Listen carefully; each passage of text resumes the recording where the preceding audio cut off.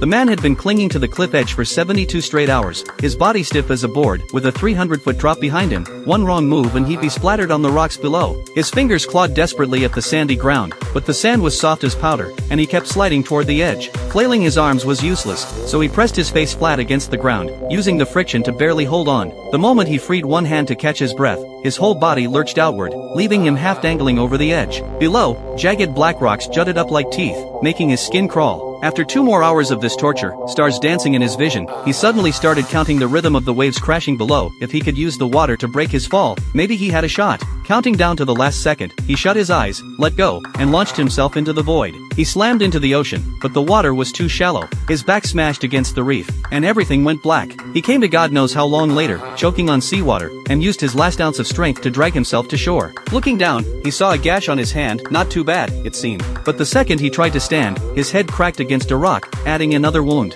Worse still, his legs had gone completely numb. That impact had done way more damage than he thought. He fumbled for his phone, but it was waterlogged and dead. He screamed for help until his throat was raw, but all around him were towering cliffs and endless ocean, not even a seagull in sight. Stripping off his t-shirt, he wrapped it around his wounds as best he could, then collapsed on the rocks and passed out. When he opened his eyes again, he was staring at a small island in the distance, his only chance. Would he make it this time?